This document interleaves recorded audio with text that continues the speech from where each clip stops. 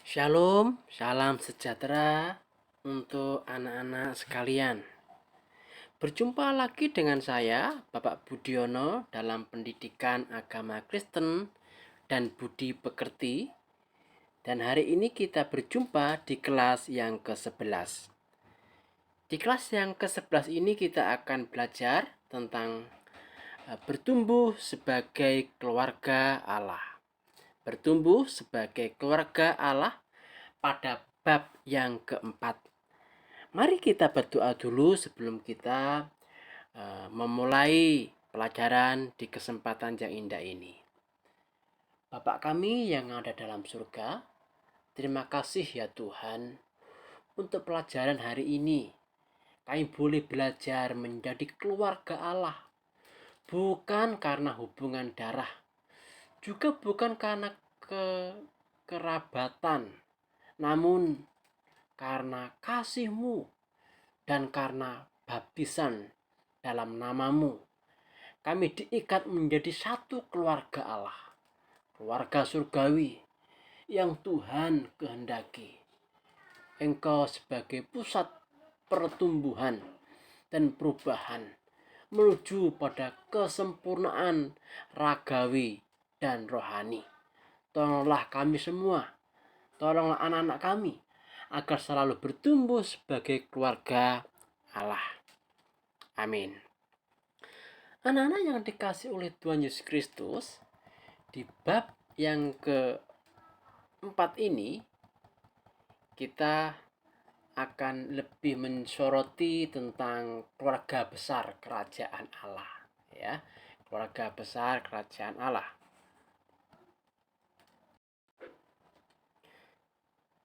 Nah, anak-anak yang dikasih oleh Tuhan Yesus Kristus,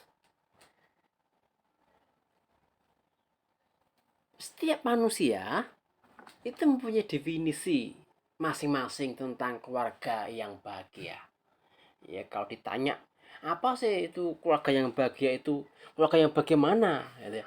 Banyak tanggapan atau pemikiran-pemikiran, definisi-definisi yang disampaikan. Misalnya, keluarga yang bahagia itu adalah keluarga yang berkecukupan secara ekonomi, ya. Ekonominya mapan, ya. Bisa makan makanan yang enak-enak misalnya, bisa berlibur ke luar negeri, bisa membeli apapun yang diinginkan, kebutuhan-kebutuhan bisa dibeli dengan waktu yang singkat. Nah, mungkin ini menjadi status atau menjadi pandangan kalau keluarga ini adalah keluarga yang bahagia. Tapi ada pula yang berpendapat bahwa keluarga yang bahagia itu adalah keluarga yang terpandang. Ya, keluarga yang terpandang. Sang ayah misalnya, sang papanya itu adalah orang yang mempunyai jabatan tinggi dan dihormati oleh banyak orang. Anak-anaknya berpendidikan tinggi pula, ya, kuliah di luar negeri misalnya, ya, keluar di luar negeri, terus nanti bisa bekerja di perusahaan yang besar, ya, mendapat gaji yang besar. Nah, ini misalnya, ya. Nah, anak-anak, masyarakat sekarang ini cenderung untuk mengukur dan menilai sebuah kebahagiaan itu ketika mereka melihat orang itu serba kecukupan, menjadi keluarga yang terhormat, terpandang, ya. Ini adalah kebahagiaan yang terlihat di dalam bentuk materi. Jadi tidak heran jika banyak orang yang bekerja sangat keras, ya, siang jadi malam, malam jadi siang, untuk apa? Mendapatkan uang yang banyak untuk mensejahterakan keluarganya. Ini tidak salah sebenarnya, tidak salah. Namun yang menjadi persoalannya apabila harta kekayaan itu didapat dengan cara yang tidak benar. Misalnya itu korupsi, ya korupsi, mendapatkan uang yang tidak berkenan sama Tuhan, ya. Ini sangat disayangkan, ya, disayangkan. Dalam ajaran Kristiani, anak-anak, yang mendasari kebahagiaan keluarga itu bukan materi sebenarnya. Bukan materi. Bukan kehormatan, ya, kedudukan, bukan. Tetapi takut akan Tuhan. Itulah sumber kebahagiaan. Ya, sumber kebahagiaan itu adalah orang itu takut akan Tuhan. Dia takut untuk berkorupsi, ia takut untuk menyeleweng, ia takut untuk tidak menjalankan tugasnya dengan baik. Ini adalah orang yang, keluarga ini adalah keluarga yang bahagia. Nah, sia-sialah anak-anak usaha manusia yang mengumpulkan banyak harta duniawi. Siang dan malam ia bekerja banting tulang, tetapi tidak mendapatkan atau tidak menempatkan Tuhan dalam hidup sebagai prioritas utama, dengan bersandar penuh kepada firman-Nya serta bertumbuh makin menyerupai Kristus dalam setiap aspek kehidupan. Ini adalah keluarga yang bahagia. Nah, anak-anak, mari kita akan coba melihat keluarga yang bertumbuh, ya, keluarga yang bertumbuh. Keluarga yang bertumbuh, nah itu menurut Kamus Besar Bahasa Indonesia atau disingkat dengan KBI, anak-anak, bertumbuh itu berarti timbul atau hidup, dan bertumbuh besar atau serupa, ya, sempurna, sedang berkembang menjadi besar.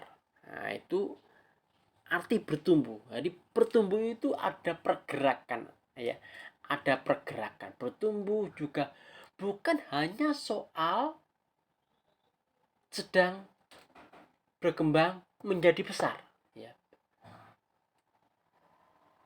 Bertumbuh juga bukan hanya soal bertambah banyak, tetapi berkembang dan berbuah, ya. Berkembang dan berbuah. Ini penting, ya, anak-anak. Coba perhatikan itu. Tuhan Yesus itu pernah itu lewat di sedang perjalanan itu menemukan pohon ara. Pohon ara ini tidak bertumbuh, ya, tidak berbuah, ya, bertumbuh tapi tidak berbuah. Maka Tuhan berfirman, ya, bersabda, tidak layak bertumbuh, ya, tidak layak hidup, maka dipotong pohon ara itu. Ya, ini sangat mengerikan, ya, anak-anak, ya, mengerikan. Jadi anak-anak, setiap individu itu mengalami pertumbuhan yang berbeda-beda, baik secara fisik, ya, secara intelektual, secara emosi, secara sosial, terus maupun secara spiritual. Berbeda. Dan ini sebenarnya anak-anak membuat satu individu dengan individu yang lain itu unik, ya. Keluarga sebagai sekumpulan individu yang terbentuk dari pernikahan juga mengalami pertumbuhan. Misalnya bertambah jumlah anggota keluarga, ya, anaknya bertambah, berkembang hubungan sosial dalam komunikasi antar individu yang satu dengan yang lain, ya, dalam relasi antar suami istri, mertua, menantu, maupun orang tua dan anak-anak. Nah, setiap individu anak-anak akan mengalami pertumbuhan secara terus-menerus. Bertumbuh ini berbeda antara satu individu dengan individu yang lain. Kenapa? Karena pertumbuhan bersifat individual, ya, individual. Ya, ada anak masih umur 2 tahun atau 1 tahun itu masih belum bisa berjalan, ya. Belum bisa. Ada yang masih 8 bulan sudah bisa jalan, ya, ada 1 tahun belum bisa berjalan. Nah, karena ada tuh perbedaan-perbedaan itu tidak masalah, anak-anak, karena sifatnya itu berbentuk individual. Nah, dalam kehidupan keluarga Kristen, nah, setiap anggota keluarga yang mau bertumbuh bersama, syarat utamanya adalah harus berada dalam ajaran Tuhan Yesus Kristus. Ya, syarat utamanya harus berada dalam ajaran Yesus Kristus. Jadi paling tidak anak-anak ada 2 hal yang harus dilakukan supaya keluarga menjadi keluarga yang bertumbuh. Yang pertama itu adalah hidup saling mengasihi dan menghormati, ya. Hidup saling mengasihi dan menghormati, ya. Dalam keluarga anak-anak, kasih merupakan dasar dan fondasi. Ingat, dasar atau fondasi itu kasih. Oleh karena itu, mengasihi bukan hanya tugas salah satu anggota keluarga saja, misalnya papanya saja, ya, atau adiknya saja, kakaknya enggak. Nah, enggak, bukan, ya. Semua anggota keluarga agar dapat menciptakan iklim keluarga yang penuh penuh damai, harus saling mengasihi, menanamkan mengasihi, menghormati, ya, menghormati. Yang kedua anak-anak yaitu percaya pada pemeliharaan Tuhan. Tidak dapat dipungkiri anak-anak bahwa kecintaan akan mencari secara berlebihan bila menjadi budaya dalam masyarakat sekarang ini, mendewakan harta duniawi atau menjadikan materi sebagai fokus dan dasar kehidupan, pada dasarnya itu adalah mengingkari manusia akan Allah, ya. Artinya apa?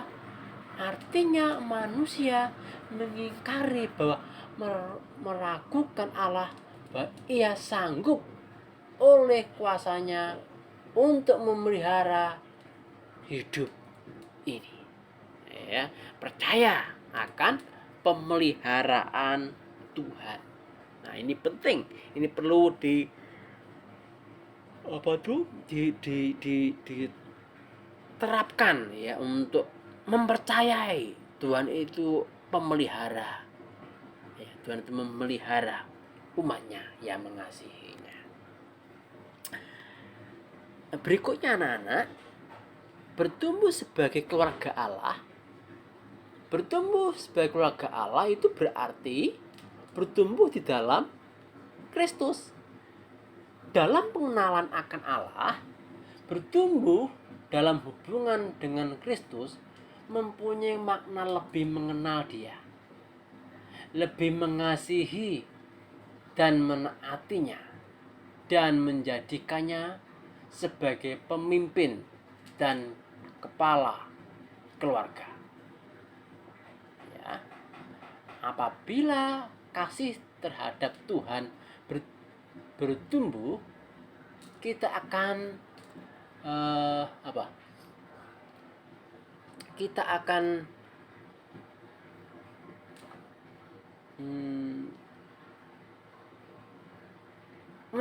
menaati, ya, perintah-perintahnya. Bertumbuh di dalam Kristus secara sederhana dapat dikatakan sebagai sebuah perubahan paradigma hidup ke arah Kristus, ya, hidup ke arah Kristus. Bertumbuh berarti berubah Dan jika tidak ada perubahan, berarti tidak mengalami pertumbuhan. Ya. Nah, anak-anak, beberapa pertumbuhan bisa terjadi secara otomatis dalam diri orang Kristen. Ya. Tidak semuanya, tapi ada beberapa pertumbuhan bisa terjadi secara otomatis dalam kehidupan orang percaya. Misalnya ini, ketika seseorang itu menerima Tuhan Yesus Kristus sebagai Tuhan dan Juru Selamatnya, yaitu perubahan status sebagai anak Allah dan penerimaan warisan rohani yang dikaruniakan Allah. Ya, dikaruniakan Allah. Apa? Oleh keselamatan oleh pengorbanan Tuhan Yesus di atas kayu salib. Akan tetapi anak-anak, pengalaman perubahan hidup dalam kualitas karakter, ya, perubahan hidup dalam karakter, tingkah laku, perkataan sepenuhnya seringkali hanya sekedar wacana, hanya mengalami sedikit perubahan, ya, bahkan tidak sama sekali, ya, mengalami perubahan. Jadi keluarga Kristen merupakan pusat dan tujuan dari perjanjian Allah, yakni untuk menjadi saksi bagi dunia. Karena itu anak-anak, di dalam anugerah Allah kita harus melakukan yang terbaik dalam membangun keluarga yang berkenan kepada Allah. Keluarga yang berkenan kepada Allah adalah keluarga yang berakar, bertumbuh, dan berbuah di dalam Dia. Nah, seperti pengajaran Tuhan Yesus ini yang menggambarkan bahwa Tuhan memiliki tujuan yang jelas, bahwa setiap manusia ciptaannya termasuk keluarga, yaitu agar umat manusia bertumbuh lalu menghasilkan buah. Di mana itu?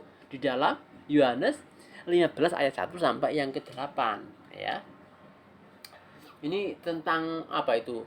Pokok anggur yang benar, ya. Nah, pokok anggur yang benar. Nah, anak-anak, untuk bertumbuh dan menghasilkan buah yang berkualitas diperlukan akar yang kokoh, ya.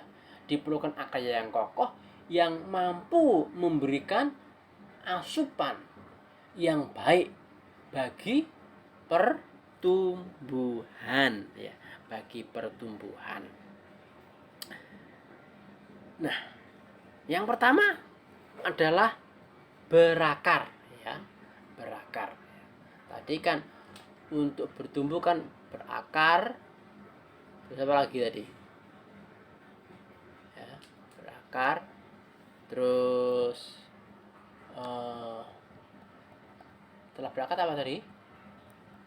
Bertumbuh, lalu berbuah, ya, berakar. Nah, berakar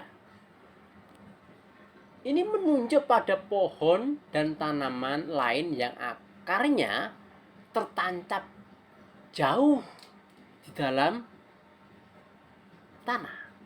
Akar merupakan bagian dari tumbuhan yang memungkinkan anak-anak dia itu untuk bertahan hidup, ya, untuk bertahan hidup. Akar yang kokoh itu akan bisa menyangga, ya, menopang pohon walaupun ditiup angin, diterjang ombak, ya, diterjang ombak tetap kokoh walaupun miring, nggak sampai apa itu jatuh, ya, roboh, nggak sampai roboh.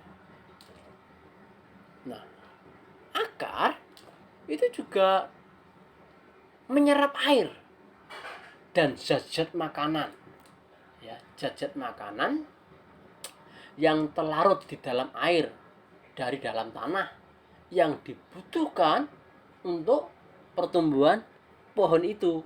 Nah, akar juga berfungsi untuk memperkokoh pendirinya tanaman itu. Jadi semakin berakar itu pohon, itu semakin kuat pohonnya, sehingga walaupun angin badai menerpang tetap berdiri kokoh. Nah, meskipun musim kemarau ya panjang, pohon tidak akan layu dan mati. Kenapa? Karena akarnya yang tertancap jauh ke dalam tanah tetap dapat menyerap air dan nutrisi yang dibutuhkan oleh pohon dalam pertumbuhannya. Sama halnya dengan keluarga yang berakar dalam Kristus, anak-anak. Sumber kehidupan, keluarga akan mampu menghadapi setiap persoalan, ya, tantangan kehidupan yang menerpanya apabila dia berakar dalam Kristus. Nah, persoalan hidup yang dialami keluarga anak-anak merupakan proses pembentukan iman, ya, pembentukan iman dari Tuhan dalam hidup manusia. Agar apa? Agar manusia menjadi semakin kokoh, semakin kuat. Dengan akar yang kuat di dalam Kristus dan dengan menjadikan Kristus sebagai dasar hidupnya, maka iman kita akan semakin teguh. Karena setiap manusia yang percaya kepada Tuhan tidak bisa terlepas dari proses menuju ke kedewasaan dalam iman, ya. Keluarga yang berakar dalam Kristus, ya, keluarga yang berakar di dalam Kristus itu memiliki dua pengertian, anak-anak, ya. Pengertian yang pertama itu menjadikan firman Allah sebagai tempat tinggal keluarga. Firman itu dijadikan tempat tinggal keluarga. Keluarga perlu terbiasa dengan isi Alkitab, pola-pola, ritual-ritual yang khas dari firman Allah. Berada dalam firman Allah berarti keluarga memahami cara pandang kepada dunia dari perspektif iman atau dari sudut pandang kasih Allah. Nah, itu yang pertama. Yang kedua, keluarga menyampaikan pengalaman iman para leluhur kepada anggota keluarga. Yang ditekankan bukanlah ikatan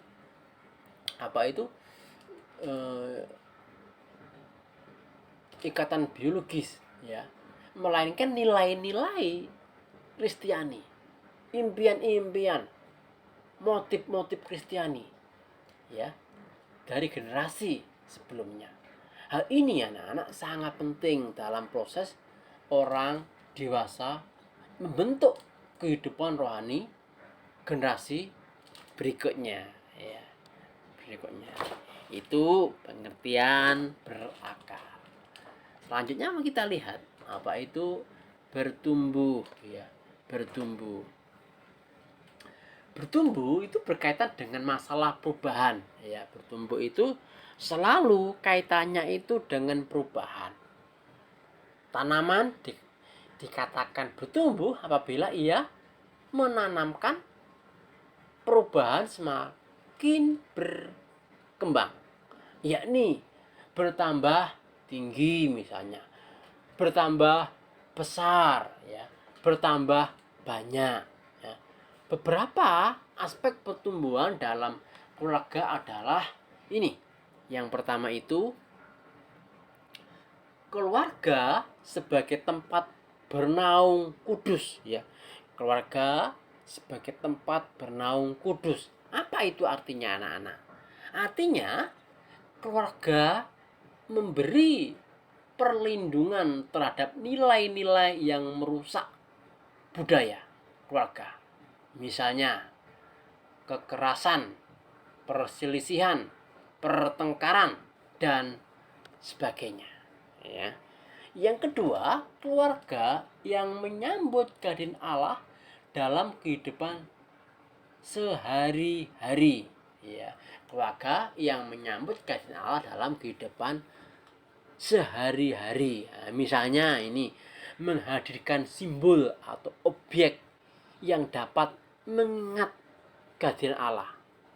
Contohnya itu adalah salib, ya, gambar Kristen, terus apa lagi, lagu-lagu rohani, ya. Itu sebagai apa? Sebagai bisa menolong untuk bertumbuh, ya. Jadi ketika lihat gambar Tuhan Yesus itu, lihat salib, lalu kita, wah, pengorbanan Yesus itu luar biasa, dahsyat sekali untuk saya. Maka kita terpacu untuk semakin bertumbuh, ingin mengenal Tuhan, ya, bertemu Tuhan. Yang ketiga, keluarga yang mencari tuntunan Allah yang dilakukan dalam pertemuan keluarga secara rutin setiap hari. Nah, ini bisa diadakan itu misalnya ibadah keluarga. Ibadah keluarga itu hanya terdiri papa, mama, dan anak-anak, ya. Itu bisa dibentuk itu persekutuan keluarga, ya. Misalnya menentukan jam sekian, misalnya jam 7 atau jam 9 sebelum tidur mengadakan ibadah dulu, ibadah keluarga, ya.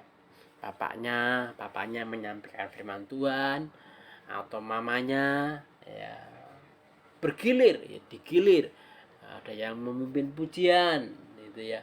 Lalu ini sarana aspek untuk supaya kita bisa bertumbuh. Terus yang keempat itu apa? Keluarga yang menopang kehidupan religius atau kehidupan rohani masing-masing anggota keluarga. Ini misalnya dalam persekutuan itu, keluarga itu sharing bersama, ya, bincang-bincang, memberi nasihat, kemauan untuk saling mendengarkan, dan sebagainya, ya, masih banyak lainnya, ya. Lalu anak-anak yang dikasih oleh Tuhan Kristus, sebagian akar yang sehat itu akan menghasilkan pertumbuhan. Demikian, ya, demikian juga kehidupan orang percaya seharusnya bertumbuh dalam pengenalan akan Kristus, bertumbuh dalam pengenalan dan pemahaman akan firman Allah, dan bertumbuh dalam pelayanan menyaksikan kasih dan kebaikan Allah. Kuncinya, ya, untuk bertumbuh adalah mempelajari firman Tuhan dan melakukan firman Tuhan dalam hidup hari lepas hari, sehingga hidup akan ditandai dengan integritas, ya, integritas. Apa artinya? Artinya apa yang ada di bibirnya akan sama dengan apa yang ada di dalam hatinya dan perbuatannya, ya. Ini orang yang berintegritas, ya, orang yang berintegritas. Nah, anak-anak, ada hambatan yang menyebabkan orang itu tidak bertumbuh. Itu adalah banyak orang Kristen datang beribadah dan sangat senang mendengar khotbah hanya sekedar untuk kepuasan dan kenikmatan intelektual saja, tanpa memiliki sukacita dan kerinduan yang besar untuk mempraktekkannya dalam kehidupan. Tentu, ya, tentu lebih mudah untuk belajar memahami konsep-konsep kebenaran firman Tuhan daripada mempraktekkan kebenaran itu. Hambatan lain adalah responnya terhadap firman Tuhan, seperti yang ada di dalam Lukas 8 ayat yang keempat sampai 15, ya, 15. Berbuah, nah, yang terakhir itu berbuah. Bertumbuh tanpa buah tidak ada gunanya, ya. Sekali lagi, bertumbuh saja kalau tidak ada buahnya itu tidak ada gunanya. Demikianlah Allah menghendaki setiap anak-anak, setiap kalian itu menghasilkan buah. Buah yang dikehendaki Allah dihasilkan oleh manusia adalah melakukan kehendaknya, sehingga manusia menjadi kesaksian bagi sesama di dunia ini yang mencerminkan kasih Allah. Nah, buah yang dihasilkan dalam keluarga ini bisa berupa apa? Bisa berupa pencerminan kasih Allah dalam kehidupan sebagai perwujudan nyata relasi keluarga Allah. Nah, anak-anak,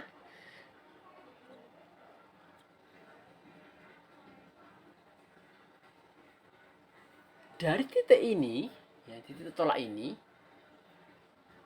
iman keluarga perlu menata mengasuhan fisik, emosi, mental, sosial, dan rohani, spiritual untuk menyatu dengan Allah.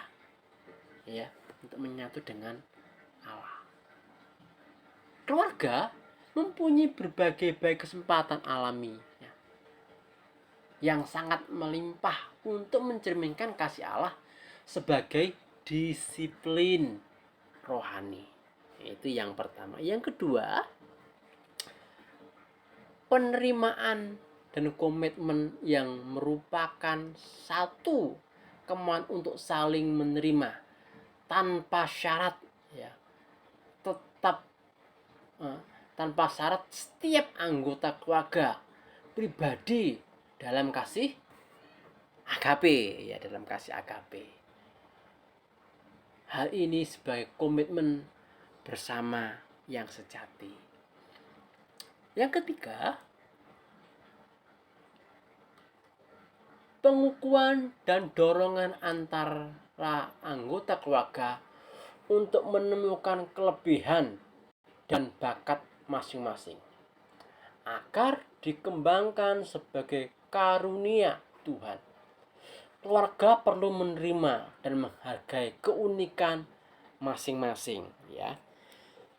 Tidak boleh mengejek adiknya, mengejek kakaknya, tidak boleh ya, tidak boleh terjadi ya. Tidak boleh terjadi. Nah, anak-anak, mari coba kita akan lihat lebih jelas tentang apa itu kata Alkitab tentang bertumbuh dalam ikatan keluarga Allah ya. Coba kita akan lihat di dalam Yohanes pasal yang ke-15. Tadi sudah saya sempat singgung ya. Yohanes pasal 15 ayat 1 sampai yang ke-8. Anak-anak yang dikasih oleh Tuhan Yesus Kristus, pengajaran Yesus yang terdapat di dalam Yohanes pasal yang ke-15 ini itu tentang pokok anggur yang benar. Ini menggambarkan kehidupan umat Allah yang diinginkan oleh Tuhan. Allah menghendaki ya, anggur itu berbuah ya, berbuah. Tuhan menginginkan itu. Yang diinginkan berakar, bertumbuh, dan berbuah di dalam Kristus Tuhan. Nah, Tuhan Yesus itu menggambarkan dirinya itu sebagai pokok anggur yang benar. Ini gambaran ya, analogi ya, analogi atau gambaran. Yesus itu digambarkan sebagai pokok anggur ya, pokok anggur.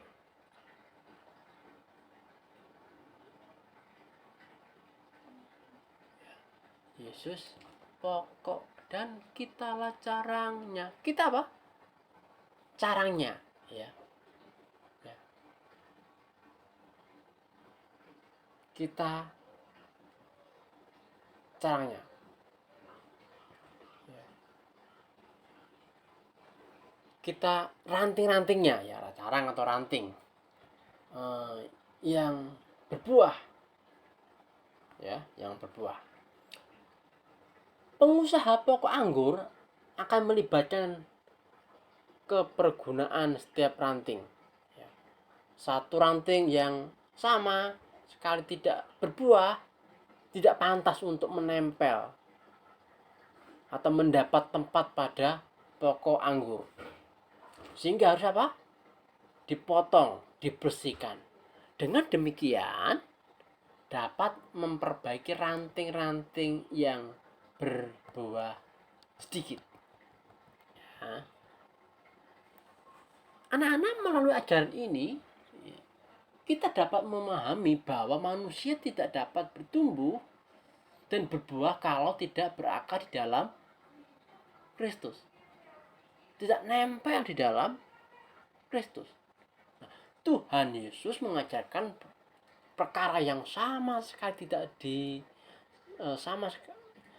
perkara yang sama ketika dia berkata ini. Tinggallah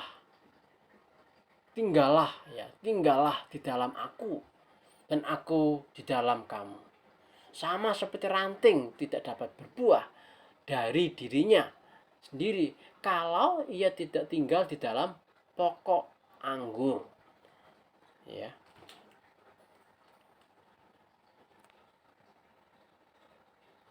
Dan pokok anggur. Demikian juga kamu tidak berbuah jika kamu tidak tinggal di dalam aku. Sebab di luar aku kamu tidak dapat tidak berbuat apa-apa. Ayat 4 sampai ayat dan 5 itu bicara demikian. Demikian juga kita, anak-anak, wajib untuk bergantung dan bersandar kepada Kristus supaya dapat menghidupkan satu, dapat bertumbuh dan berbuah. Kalau terpisah daripadanya tentu tidak akan berbuah.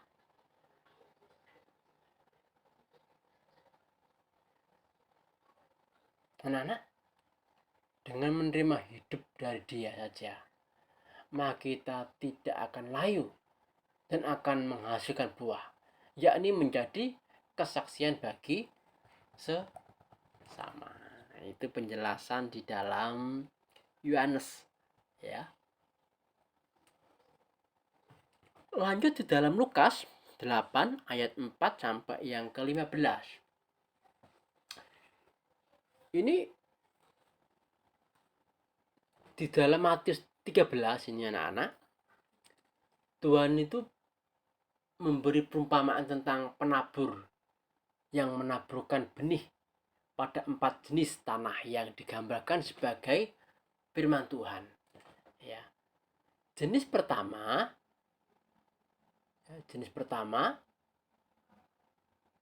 menggambarkan benih yang jatuh di pinggir jalan. Ya.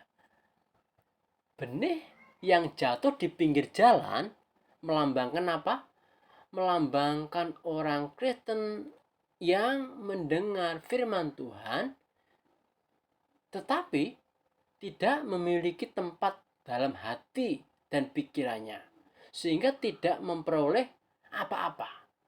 Orang ini hanya datang ke gereja misalnya untuk memenuhi kewajiban saja dan tidak memiliki komitmen apa-apa untuk bertumbuh. Ya. Jenis yang kedua itu menggambarkan benih jatuh di tanah berbatuan yang hanya sedikit tanahnya. Hal ini melambangkan seorang Kristen yang hanya memberikan sedikit saja perhatian terhadap firman Tuhan. Ia tidak menyimpan firman itu dalam hatinya dan tidak mau merenungkannya terus-menerus sehingga tidak bertumbuh dan akhirnya mati. Sedikit saja masalah dan tekanan dalam hidupnya, ia akan mundur karena tidak memiliki komitmen dan kesetiaan untuk mengikuti perintah Tuhan. Malah akan marah, kecewa kepada Tuhan kalau doanya tidak terkabulkan atau tidak dijawab oleh Tuhan.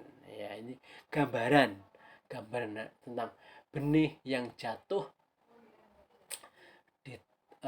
di tanah berbatuan.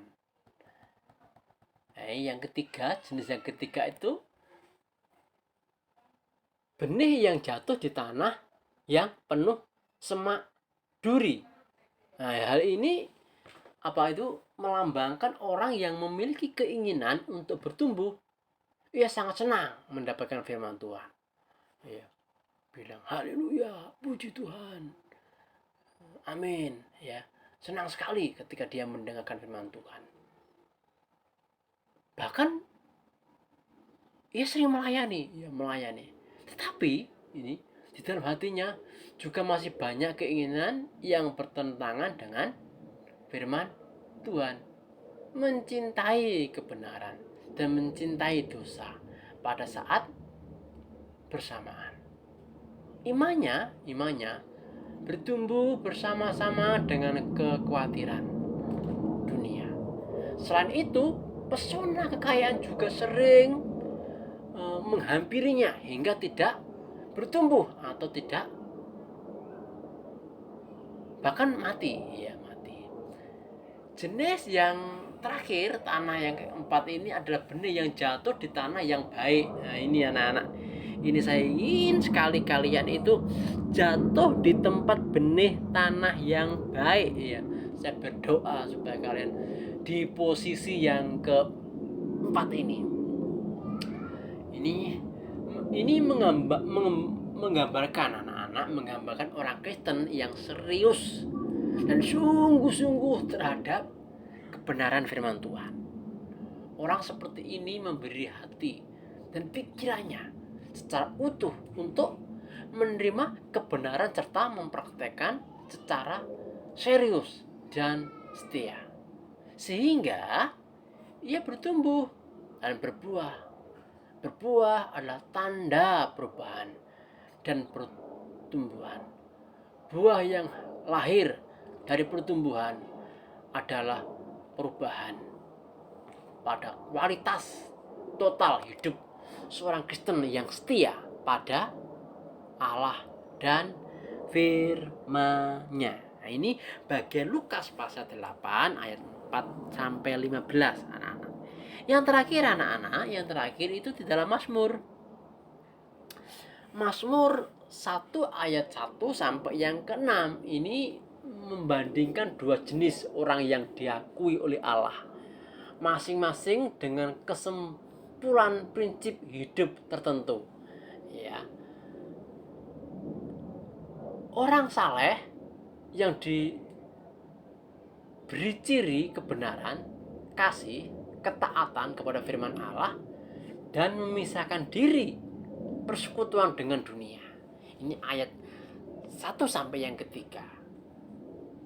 Orang yang diberkati Allah bukan hanya berbalik kepada Allah, ya,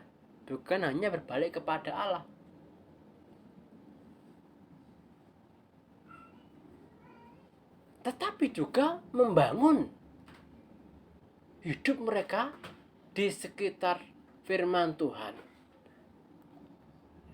Mereka berusaha untuk menaati kehendak Allah dari hati yang sungguh-sungguh dan senang akan jalan dan perintah Allah. Nah, anak-anak yang dikasih oleh Tuhan Yesus Kristus, mereka yang berusaha untuk hidup dengan berkat Allah, merenungkan Taurat Allah, merenungkan firman-Nya, supaya apa? Supaya bentuk pikiran, ya, sikap dan tindakan mereka berkenan. Ya. Mereka membaca kata-kata Alkitab, merenungkannya dan membandingkannya dengan ayat yang lain. Ini adalah orang yang mau belajar, yang luar biasa kecintaannya kepada Taurat Tuhan. Ayat 4 dan 6 itu anak-anak, ini adalah gambaran orang fasik. Ya, orang fasik. Orang fasik yang mewakili jalan dan nasihat dunia, ya. Mereka senang dengan nasihat dunia, ya. Jalan dunia, cara dunia yang tidak tinggal dalam firman Allah. Dan karena demikian, tidak ada bagian dalam perkumpulan umat Allah. Ya. Akibatnya apa? Jalan yang ditempuh berujung kepada kebinasaan. Ya. Jalan berujung kepada kebinasaan. Jadi anak-anak, di dalam Mazmur ini terbagi menjadi 2. Orang yang mencintai Taurat Tuhan, ya. Yang kedua, orang yang fasik. Orang yang fasik, orang yang tidak percaya sama Tuhan. Kalian bisa membandingkan orang yang kesukaannya Taurat Tuhan, ujungnya bagaimana? Orang yang hidup dalam kefasikan, ujungnya ke mana? Ya. Kiranya pertemuan ini boleh menolong kita semua, ya, untuk mengalami pertumbuhan yang luar biasa. Ya. Tuhan Yesus memberkati kita semua. Anak-anak, mari kita berdoa. Kita akan mengakhiri pertemuan ini dengan berdoa. Terpujilah namamu ya Tuhan. Engkau sudah memberkati pertemuan kami untuk belajar bagaimana kami boleh bertumbuh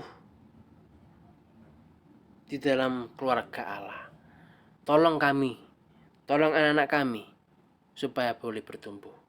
Di dalam Kristus Tuhan kami sudah berdoa. Amin. Terima kasih anak-anak. Sampai jumpa di bab yang ke-5. Tuhan Yesus memberkati